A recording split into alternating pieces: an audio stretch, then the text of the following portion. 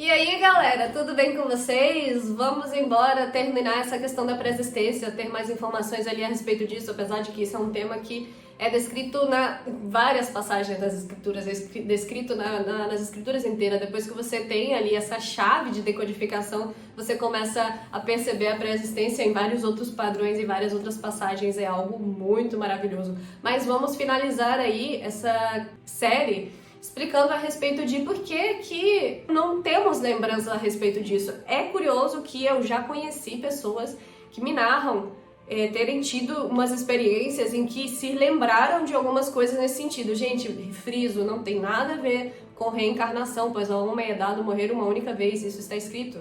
Mas se refere ao que eu venho falando sobre nós sermos seres espirituais, tendo aqui uma experiência de carne e sangue, participando de carne e sangue, assim como o Messias também veio aqui participar de carne e sangue, para nos dar exemplo, né, para materializar o sacrifício dele que foi antes da fundação do mundo. Nesse quesito temos passagens que nos falam a respeito dessa questão de existir um número específico. Quando tratamos anteriormente de 1/3, existe um número específico que precisa nascer para poder herdar a redenção, para poder fazer parte deste plano, para poder passar pelo campo de provas. Isso é outra coisa que é ocultada da gente. É uma análise ali que a gente extrai de versos do Apocalipse. O Apocalipse é um livro que, em vários momentos, ele, por ser um livro atemporal, que as pessoas não compreendem muito a respeito disso, por ser um livro atemporal, existem elementos ali que são narrados, questões como o nascimento do nosso Messias em Apocalipse 12. O Apocalipse 12 é muito legal o entendimento que há ali pra gente decodificar talvez em um outro momento. Tem uma questão de astronomia sendo narrada ali, a posição dos astros celestes, justamente para que a gente venha compreender como que ocorreu o nascimento do Messias e como que os próprios reis de Oriente se guiaram por uma estrela e conseguiram entender que estava nascendo alguém importante, né? Estava nascendo o Messias. Tudo isso tem a ver com uma questão de astronomia e astrologia, porém não a profanada doida dos dias de hoje, né? E, bem, então, sabendo que o Apocalipse é um livro atemporal, a gente compreende exatamente tudo que eu falei no primeiro vídeo sobre há elementos ali, não tem nada novo debaixo do sol, há elementos ali que são um reflexo do que ocorreu no reino dos céus e são especificamente colocados daquela forma em livros como o do Apocalipse, para nos mostrar esse reflexo de algo que ocorreu nos céus. Um exemplo disso é que a vida inteira na religião nos foi falado que 1/3 de anjos de Satanás caiu junto com ele, e é um evento que está narrado no Apocalipse. Então o Apocalipse fala de eventos atemporais no reino dos céus, algo que, né, por exemplo, aconteceu na Guerra Celestial. A gente sabe que essas hostes que caíram, elas não vão cair, elas já caíram e estão aqui atentando a gente o tempo inteiro, né? Ai, gente, seria a vida muito mais fácil se não tivesse uns demônios pinicando a gente o tempo inteiro, não é não? É brincadeira, não tem demônio pinicando não, porque Deus é mais na minha vida. Eu tô muito engraçadinha nessa série, né, gente? É que hoje eu tô inspirada. Mas prossigamos no que interessa. Cota das almas. Jesse, como assim cota das almas? Gente, é muito engraçado que as pessoas dentro ali do sistema religioso ou fora dele acham que as pessoas vão nascendo aqui aleatoriamente. Vocês nunca acharam curioso como que o inimigo tem sede pela questão da interrupção ali, né? São palavras ali meio proibidas aqui no YouTube, a interrupção da vida ali nesse sentido de um bebezinho, como é que o inimigo tem trabalhado muito veementemente nessa questão. Ele tenta às vezes dar uma atrasada, né, no plano ali do Criador de encerrar essa bagunça toda, né, porque é preciso que nasçam todas as almas, é preciso que nasçam todos aqueles do terço morno que têm a chance de redenção por meio deste plano aqui que foi propiciado pelo sacrifício do Cordeiro. Todos aqueles que têm o livro escrito no livro da vida precisam vir aqui, e é um número determinado, precisam vir aqui para passar por esse campo de provas, para serem polidos e serem ceifados como joio ou não, ou serem colhidos como trigo. Temos que tentar ser trigo, né? Porque o trigo às vezes se assemelha ao joio, o joio foi semeado pelo maligno, e isso também é um mistério. Mas, no que nos interessa, a cota das almas. Existe uma passagem que nos deixa ali um entendimento a respeito disso, mas que normalmente é uma daquelas passagens que o povo passa por cima porque não fica ali muito claro. Existem palavras complicadas que as pessoas têm preguiça ali de tentar meditar a respeito disso ou destrinchar para procurar compreender o que cada coisa que nos foi deixada ali Quer dizer, nada é aleatório. Existem elementos nas escrituras ali que podem parecer bobos, como por exemplo a passagem do lenço dobrado, quando o Messias ressuscitou e deixou o lenço dobrado ali na sua sepultura. Isso significa que ele retornaria na cultura hebraica. Muito bonito esse entendimento. Então nada que é colocado nas escrituras como lenço dobrado é à toa. Isso é o que me faz ser apaixonada por estudar esse livro aqui, porque eu quero entender cada letra, quero entender cada coisinha. Porém, isso é algo que algo que eu gosto de fazer. Não necessariamente todo mundo precisa se preocupar com esses assuntos que eu gosto de chamar, por exemplo, às vezes secundários e terciários. Mas enfim, minha intenção não é encher linguiça aqui, gente, mas trazer ali algumas reflexões para que vocês possam compreender que existem coisas que estão nas escrituras que a gente precisa prestar atenção nelas. E essa passagem que eu vou ler agora para vocês é uma delas. E havendo aberto o quinto selo, vi debaixo do altar as almas dos que foram mortos por amor da palavra de Deus e por amor do testemunho que deram. E clamavam com grande voz, dizendo: Até quando, ó verdadeiro e santo dominador, não julgas e vingas o nosso sangue dos que habitam sobre a terra? E foram dadas a cada um compridas vestes brancas, e foi-lhes dito que repousassem ainda por um pouco de tempo, até que também se completasse o número de seus conservos e seus irmãos, que haviam de ser mortos como eles foram. Apocalipse 6, 9 e 11. Quando a gente vê essa passagem a respeito de se completar o número dos conservos e dos irmãos, ela traz exatamente esse entendimento de que ainda existem pessoas ali que precisam, um número ali que precisa se completar. Tanto no sentido dos que precisam morrer, porque passam por esse plano aqui e ainda precisam morrer no sentido de a vida que estão tendo aqui na Terra, esse momento específico de tribulação, porém que se precisa completar um número que foi predeterminado pelo Criador, seja de morrer, seja de ressuscitar, caso seja achado digno nessa provação final. Então, até que se complete o número dos conservos, até que se complete o número dos irmãos que precisam nascer, de todos aqueles que têm um número escrito no livro da vida e precisam passar por esse plano de redenção, seja vindo a morrer como mártir no tempo final, porque até o final vai ficar nascendo gente, mas até o final no sentido desses tempos finais. Então, até ali vai ter gente nascendo para se completar esse número que é específico daqueles que anteriormente participaram da guerra celestial e precisam vir aqui para passar por esse plano de redenção. Essa passagem traz isso ali nas entrelinhas. Ela mostra um grupo que precisa ser completado, uma parte que não está completa e precisa ser preenchida. O strong dessa palavra, inclusive, também traz toda essa conotação. Agora, uma outra questão importante, além da cota das almas, é com relação ao que é conhecido como a taça do esquecimento ou do atordoamento, que é o que faz com que nós, vindo a este plano através da matriz, da mãe, da madre, a gente não compreenda exatamente por que estamos aqui, não tenhamos nenhum tipo de lembrança sobre nossa participação na pré-existência, porque foram coisas ali que passamos, onde se soubéssemos ou lembrássemos delas, seria um plano de redenção muito fácil, porque é só lembrar de tudo que aconteceu e você falar assim, poxa, deu ruim anteriormente, agora tem que ficar do lado de Deus, né? E agora, bom, sei que a vida espiritual é real, eu não vou me deixar seduzir pelo maligno, ia ser muito fácil. Mas a grande questão não, é que estamos aqui não enxergamos para poder fazer escolhas pela fé, para poder agir pela fé e não pelo ver. As escrituras também nos falam a respeito disso. Então, a passagem que a gente leu nos vídeos anteriores a respeito de Jó, quando é colocado que o Criador faz uma ironia com relação a ele, fica zombando de Jó, ele não estava zombando, né? Ele perguntou para Jó: onde estavas tu quando as estrelas d'alva jubilavam? Me diga se é que tu o sabes.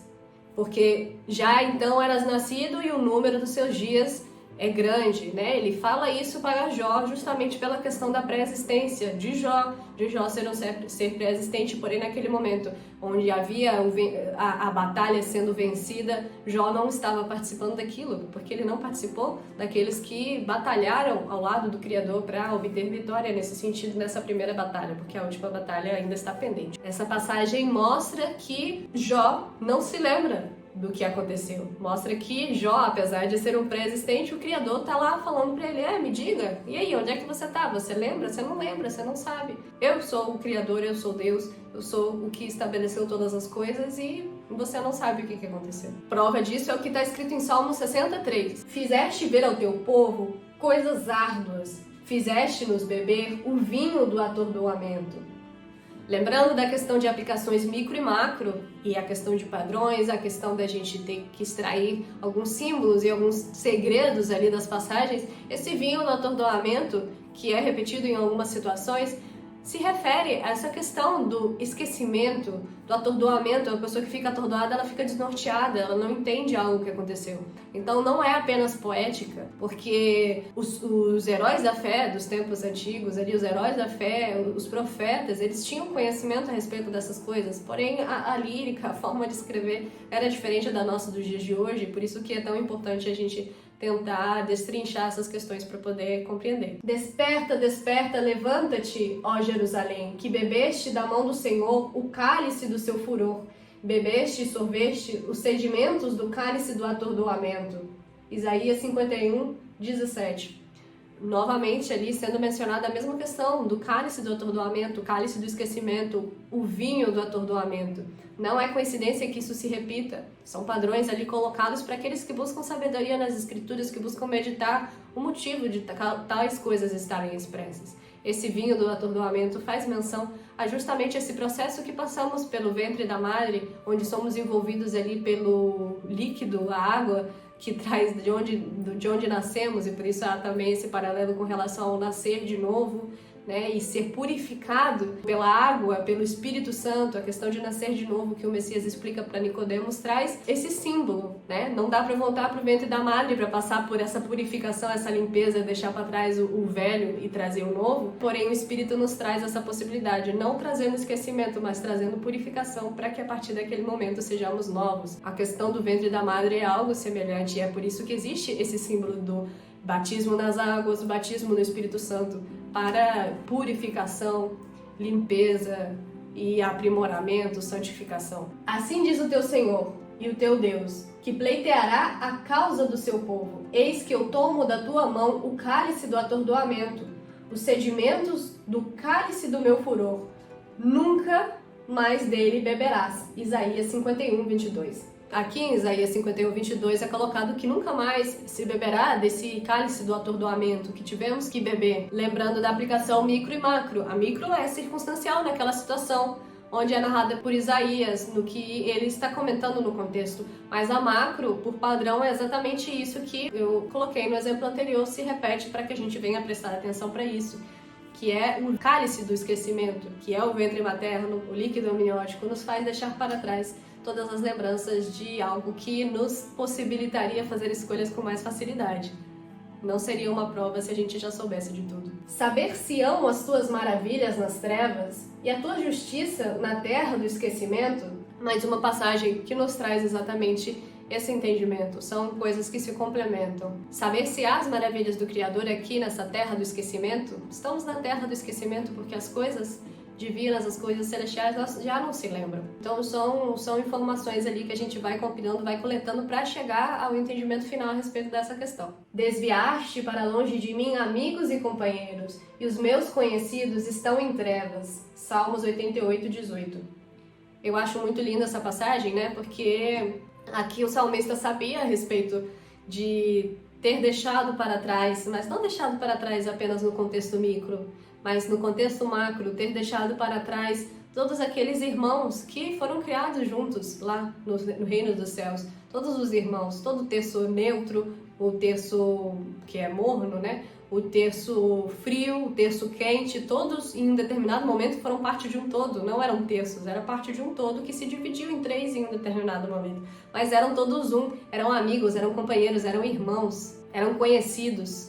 Existem famílias celestiais, existem tribos celestiais. E, né, por isso, questão de tribos, divisões e nações celestiais, alguns eram amigos, outros eram mais próximos, outros menos próximos, mais conhecidos, não conhecidos, justamente por essa questão de divisão, mas também aí entra em outra questão. No entanto, ali é colocado que alguns conhecidos estão em trevas, onde a gente também pode trazer o entendimento de que os seres caídos, o terço caído, o terço do mal, tá em trevas. E uma pessoa que tivesse a lembrança do que ocorreu na Guerra Celestial teria um pesar no coração por eles, porque em um determinado momento foram amigos, conhecidos e companheiros, dependendo ali dessas questões de tribos celestiais, família celestial, etc. E é algo que é muito profundo. E para mim a cereja do bolo nessa questão da pré-existência, nessa questão do cálice do esquecimento, é com relação à origem da palavra líquido amniótico. O amniótico, se você vê a raiz de amniótico, o amnio, provém de amnésia. E amnésia significa exatamente o quê? Quando a pessoa está com amnésia? Esquecimento. Não é muito interessante que o líquido amniótico, as águas por onde a gente vem ao mundo, o portal ali de conexão do Criador e deste plano, que é a mulher, haja ali essas águas do esquecimento? É o cálice do esquecimento. Não à toa, gente, que esse suco aqui é a última coisa que é formada no bebezinho. E para finalizar, galera, nesse entendimento tão complexo e em outros que virão, eu queria deixar uma passagem para vocês, para que vocês possam ali meditar a respeito disso tudo com o coração aberto, que é a seguinte: entretanto, falamos de sabedoria entre os maduros, mas não da sabedoria desta era, ou dos poderosos desta era, que estão sendo reduzidos a nada. Pelo contrário, falamos da sabedoria de Deus, do ministério que estava oculto, o qual Deus preordenou antes do princípio das eras, para a nossa glória. Nenhum dos poderosos desta era o entendeu. Nenhum dos poderosos dessa era o entendeu, gente. Nossa! Pois, se o tivessem entendido, não teriam crucificado o Senhor da glória. 1 Coríntios 2, 6, 8, aleluia. Quanta coisa teria sido evitada ali naquele sentido? Era para acontecer, mas poderia, ter tido um desdobramento diferente se houvesse outras possibilidades, no sentido de isso não fosse profético e não estivesse determinado a morte do Cordeiro, né? A morte do Cordeiro ela foi antes da fundação do mundo, mas nesse sentido de dogmatismos, dogmas do sistema religioso farisaico, dos saduceus, fariseus e dos fariseus e saduceus dos tempos modernos, se algumas coisas se compreendessem, se fariam totalmente diferentes, inclusive hoje, coisas que são ocultadas. Que nem eu comentei, a questão da pré-existência, ela era entendida pelos pais da igreja, em um determinado momento isso foi arquivado, guardado, jogado fora, ocultado. Sabemos que existem infiltrações dentro dos templos religiosos, né? A Bíblia nos fala disso em Esdras, também fala da falsa pena dos escribas em Jeremias 8:8, se eu não me engano. Então são questões que a gente precisa ter a maturidade para conversar, para discutir, para saber que certas coisas foram ocultadas. Porém, estamos em tempos onde o conhecimento se multiplicaria. Lá em Daniel está escrito a respeito dessa questão da multiplicação do conhecimento, mas não somente no sentido que costuma ser dado nos dias de hoje de algo negativo, algo apenas tecnológico. Não, no conhecimento também profético, no conhecimento a respeito das escrituras. Existem coisas que foram seladas para serem abertas nesses tempos, não somente fazendo uma referência à questão do livro do Apocalipse e dos selos que o Cordeiro abrirá, não, fazendo um sentido figurado mesmo. Então, gente, abramos a mente, para nos livrarmos de dogmas que são coisas estabelecidas como verdades absolutas por sistemas. Vamos procurar a verdade conectando diretamente com o Criador, que Ele nos capacita. Ele é supremo, Ele é maravilhoso para nos fazer ali o que Ele quiser, quando a gente pega e fala, eis-me aqui, não é? Então é isso, espero que vocês tenham gostado dessa série, que vocês tenham compreendido um pouco mais a respeito dessa questão maravilhosa. Não vou encerrar esse assunto no sentido, não vou falar mais de pré-existência, porque é algo que sempre surge eventualmente. Então, deixem aí seu curtir, compartilhem, comentem, se inscrevam para ajudar que esse tipo de conhecimento possa chegar em outras pessoas, para que elas venham se libertar das amarras do sistema religioso, pois é importante. E é isso aí, quem não concordar, é livre para não concordar, mas também não enche o saco, por favor, porque ultimamente é tanta encheção de saco que a gente fica sem paciência, Não, meu trabalho no Instagram, eu já tô saturada nesse sentido. Mas é isso, galera, que eu sou sempre muito sincera com todo mundo. Fiquem na paz do Eterno, que Ele venha encher vocês com o Espírito Santo dele, Ruach HaKodesh, para que vocês possam ter paz no sentido de estudar essas questões e que Ele possa direcionar para o caminho correto. É o que eu sempre peço para mim e é o que eu peço para vocês também, que venhamos a ser direcionados para o caminho que o Criador quer que a gente siga. Um beijo no coração de vocês, fiquem na paz.